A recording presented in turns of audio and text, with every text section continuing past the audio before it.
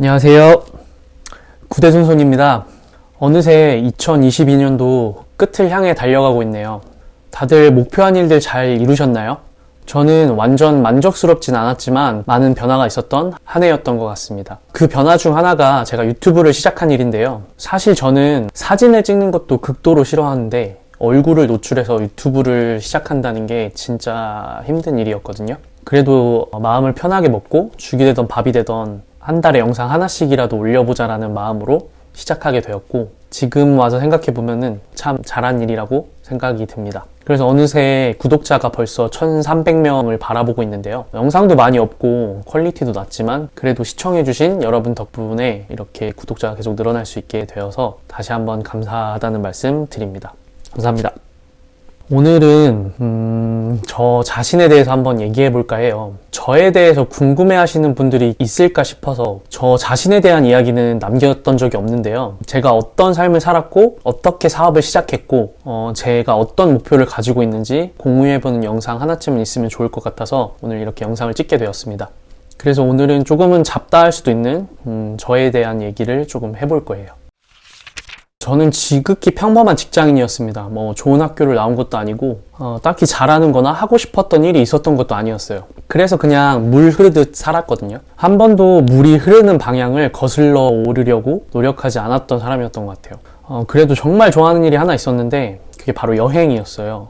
어떻게 하면 해외여행을 다니면서 일을 할 수 있을까 고민을 하던 중에 해외 영업이라는 직종을 알게 되었고, 오롯이 여행을 다니면서 일을 하고 싶다는 마음 하나로 무역에 대한 지식이 전무한 상태로 무작정 해외 영업 직종으로 뛰어들었습니다. 무역이라는 게 꼭 무역학과를 나올 필요는 없더라고요. 해보신 분들은 아시겠지만 무역 실무에서 사용하는 스킬들은 변수가 많기 때문에 몸으로 부딪히면서 배우는 것들이 많습니다. 모든 일이 그렇지만 누구나 배우기만 하면 쉽게 따라 할 수 있는 일이기도 하고요. 사실 구매 대행이라는 것도 1인 무역이에요. 지금 구매 대행을 하고 계신다면 무역업에 종사하고 있다고 생각하셔도 될 것 같습니다. 아무튼 무작정 뛰어든 해외 영업이라는 그 직무가 저한테는 꽤 잘 맞았고요. 몇몇 회사를 옮겨 다니면서 9년이라는 기간 동안 해외 이곳저곳을 돌아다니면서 해외 영업을 했습니다. 짧지 않은 시간이잖아요, 9년이라는 게. 그 시간 동안 30-40개의 나라 정도를 돌아다니면서 같은 나라를 굉장히 많이 가기도 했고요. 남들은 쉽게 경험할 수 없는 그런 일들도 많이 경험하면서 일을 했던 것 같아요.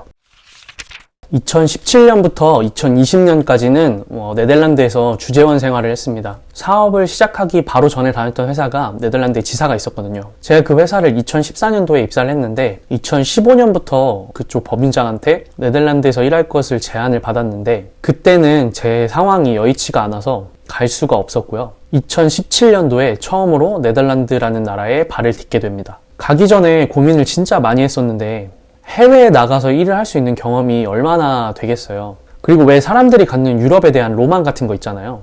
아름다운 도시에 복지도 좋고 그런. 그래서 그때는 그냥 정착해서 살 생각으로 갔어요. 사실 5년을 살면 영주권 시험을 볼 수 있는 자격을 주거든요. 그리고 연봉이나 조건 자체도 나쁘지 않았어요. 네덜란드에서 일할 수 있는 비자 자체가 많지 않은데 그래도 가능한 한 가지가 Highly Skilled Migrant라는 비자예요. 연구원이나 지식 산업 인력을 자국으로 유치하기 위해서 만든 비자라서 아무나 받을 수는 없고, 신원을 인증해줄 회사의 스폰이 없으면 더더욱 받을 수 없는 비자입니다. 비자를 받으면 연령대에 따라서 지급해야 되는 최소 월급이 정해져 있습니다. 제가 네덜란드 이민청에서 22년도 기준을 확인해 보니까 만 30세 이상이 월 4,840유로를 주게 되어 있었어요. 최근 환율 기준으로 환산을 해보니까 한 달에 660만 원 정도 되는 것 같습니다. 이게 제가 19년에 받았던 페이슬립인데 세금을 떼고 6,200유로 정도 받았네요. 계속 이만큼을 받았던 건 아니고 통상적으로 월 4,500에서 5,000유로 정도 받았던 것 같습니다. 아시는 분들은 아시겠지만 유럽은 세금이 정말 어마어마하거든요. 근데 이 비자가 좋은 게 5년 동안 텍스 룰링이라는 걸 해주는데 제가 만약에 내야 할 세금이 100이면 30만 낼 수 있도록 해주는 거예요. 그렇기 때문에 텍스를 거의 내지 않았고, 또 네덜란드에서는 헐리데이 얼라원스라는 제도가 있는데 이게 뭐냐면 회사에서 의무적으로 직원들한테 연봉의 8%를 휴가비 명목으로 매년 지급을 해야 돼요. 이런 걸 다 포함하면 연봉이 1억 정도 됐던 것 같습니다. 기본 생활비 자체가 굉장히 높기 때문에 돈을 많이 쓰기도 했지만 그래도 부족함 없이 지냈던 것 같아요. 제가 월급에 대해서 장황하게 설명하는 이유는 연봉을 적지 않게 받으면서도 일을 그만두고 사업을 시작하게 된 이야기를 하기 위해서입니다. 사실 처음에 네덜란드 갔을 때는 모든 게 재밌었어요. 그렇잖아요. 새로운 곳에 가면 뭐 적응하는 데에도 정신이 없고 또 이것저것 새로운 것들을 경험하다 보니까 시간이 굉장히 빨리 갔거든요. 그리고 네덜란드에서 일하면서 좋았던 복지 하나가 5시만 되면 칼퇴를 할 수 있다는 점이었어요. 저는 원래 사람들 만나는 걸 좋아하는데 혼자서도 되게 잘 노는 성격이라서 처음에는 정말 너무 좋았어요. 뭐 간섭받을 일도 없고 혼자 여기저기 돌아다니기도 많이 하고 그랬거든요. 아까도 말씀드렸지만 처음 1년 동안은 새로운 환경에 적응하고 또 일 자체도 같은 일이긴 하지만 다른 나라에서 진행하는 일이기 때문에 배워야 할 것들도 많았고요. 그래서 정신없이 지나갔는데 그런 일상도 또 계속 반복이 되다 보니까 무뎌지더라고요. 1년 정도 지나니까 회사 일이 진짜 힘들어졌어요. 사실 일이 힘든 건 괜찮은데 사람이 힘들어지니까 그게 굉장히 저한테는 압박으로 다가오더라고요. 저는 어떤 힘든 일이 있을 때 혼자 삭히기도 하지만 그래도 주변 지인들이나 가족들한테 말하면서 조금 푸는 스타일인데 그때 진짜 만날 사람이 주변에 하나도 없었어요. 그때 당시에 술 한잔 하면서 이야기를 주고받을 수 있는 친구가 한 명만 있었어도 그렇게 힘들진 않았을 것 같아요. 그래서 지금 생각해보면 그때 제가 우울증이 진짜 심했던 것 같아요. 그냥 누워있다가 울고 막 설거지 하다가 울고 그랬거든요. 지금도 좀 생생하게 기억나는데 유럽에는 유로비전 송 컨테스트라는 프로그램이 있어요. 우리나라로 치면 슈퍼스타 K 같은 오디션 프로그램인데 유럽 사람들을 대상으로 하는 스타 등용문 같은 프로그램입니다. 사실 몇십 년이 넘은 굉장히 유서 깊은 프로그램이에요. 아마 아시는 분들은 아실 텐데 뭐 맘마미아 뮤지컬 노래들로 유명한 아바라든지 아니면 타이타닉 OST로 유명한 셀린 디온 같은 가수들도 다 유로비전 출신이에요. 근데 그때가 2019년도였는데 2019년도에 네덜란드 가수가 결승에 올라간 거예요. 제가 당시에 저녁에 할 게 없으니까 매일 동네를 산책을 했는데 그날 길에 진짜 거의 사람이 없을 정도였어요.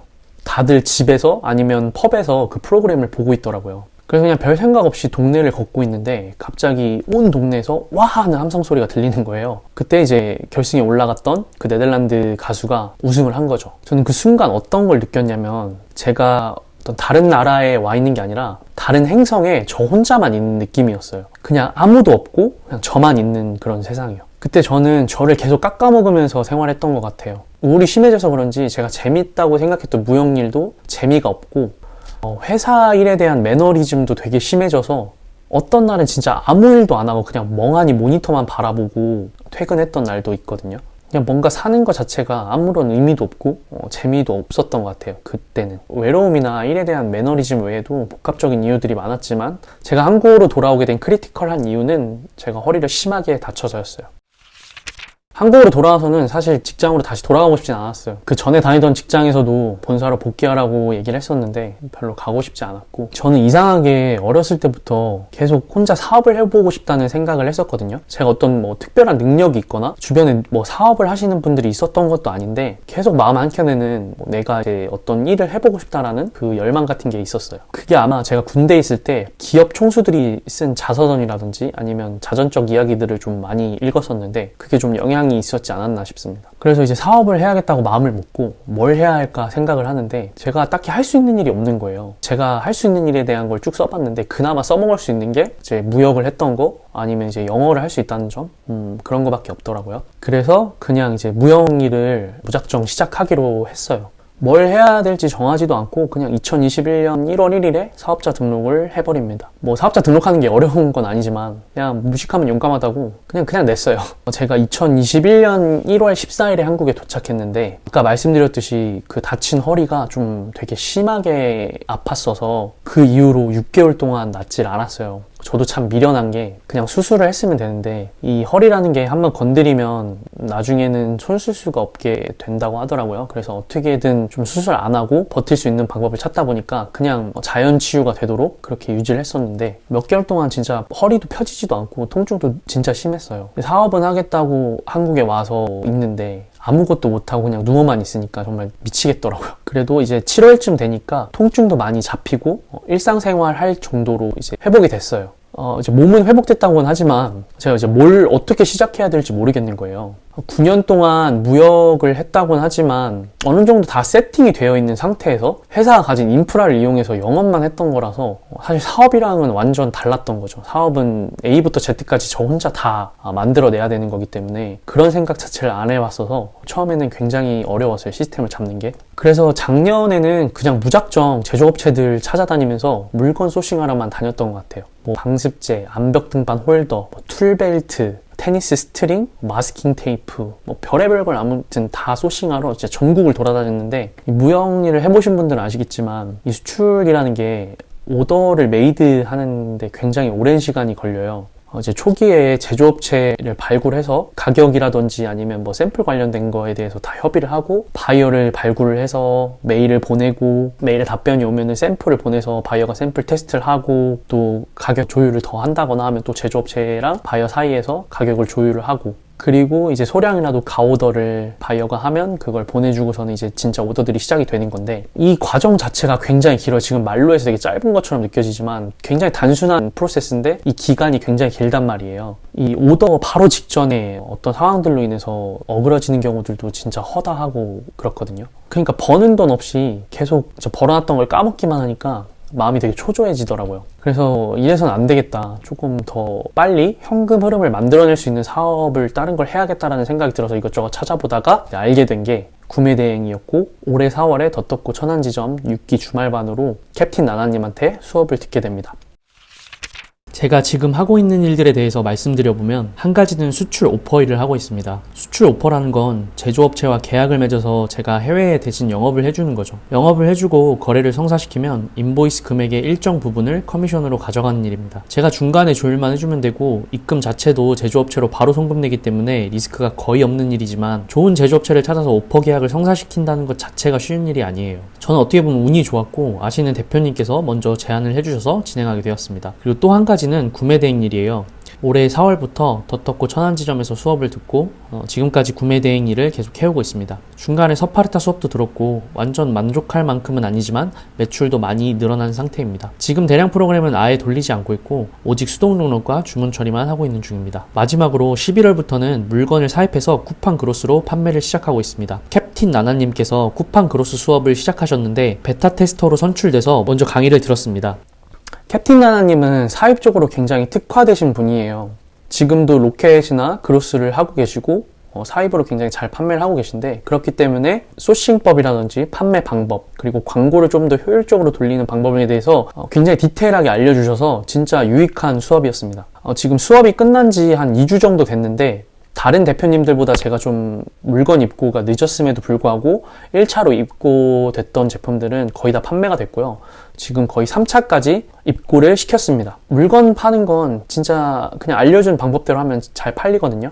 그래서 물건 파는 건 어렵지가 않은데 그 물건 수급 자체가 굉장히 좀 어려운 것 같아요. 그 재고를 맞춘다거나 왜냐하면 우리가 이제 물건을 넣고 최신성을 받아서 물건을 판매하면서 그 잘 팔리는 시기가 있는데 그 시기를 재고 부족으로 놓쳐버리면 이게 조금 나락으로 가는 경향이 있다고 하더라고요. 근데 저희가 중국에서 지금 물건을 가져오려면 거의 3주가 소요되기 때문에 좀 물건 수급 자체가 쉽진 않은 상황이지만 중국에서도 살 수 있는 제품을 국내에서 소싱해서 입고하려고 계속 노력하는 중입니다. 재고 관리가 힘들지만 그래도 매출이 계속 우상향하고 있고요.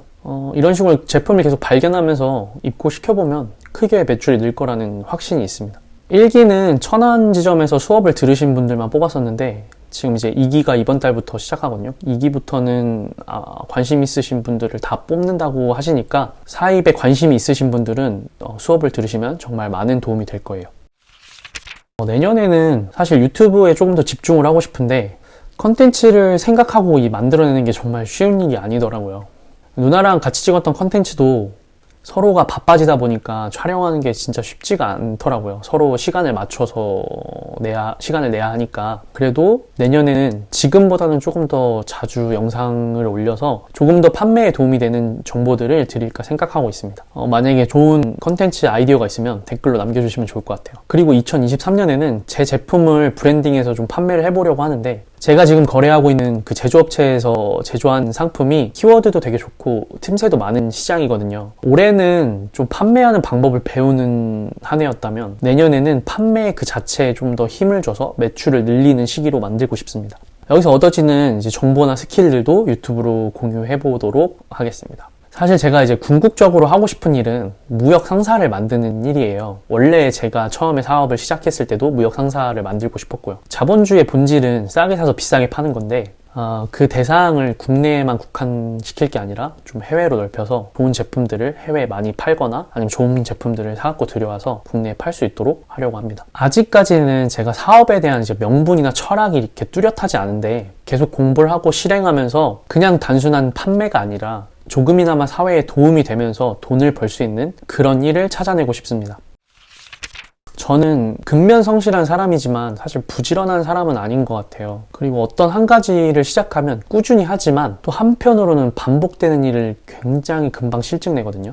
그래서 누군가한테 이제 지시를 받아서 일을 해야 되는 그런 직장 생활 일이 저한테는 정말 힘들었거든요. 근데 아마 모든 분들이 마찬가지일 거예요. 누가 지시를 받고 일하는 걸 좋아하겠어요. 제 입으로 말하기는 조금 부끄럽지만 저는 나름 회사 생활도 열심히 했고 그 안에서 인정도 받았지만 늘 밖으로 나가고 싶다는 생각이 안에 가득 차 있었고 나가면 제가 더 잘할 수 있을 것 같다는 그런 생각을 가지고 있었어요. 어떻게 보면 되게 오만한 생각인데 지금은 직장 생활 할 때보다 훨씬 더 오랜 시간을 일하고 주말도 없이 일을 하지만 제가 제 인생을 통제한다는 느낌이 들고 그리고 내가 하는 만큼 성장할 수 있다는 것이 말로 표현하지 못할 만큼 짜릿합니다. 부족한 점이 많았지만 공부하고 늘 실행해 보려고 노력했고요. 내년에도 계속 이런 일을 반복하다 보면은 저는 꾸준히 성장할 거라고 믿어 의심치 않습니다. 오늘 진짜 좀 잡스러운 저에 대한 이야기였는데 만약에 더 궁금한 점이 있으시다면 댓글로 남겨주시면 제가 답변을 드리도록 하겠습니다.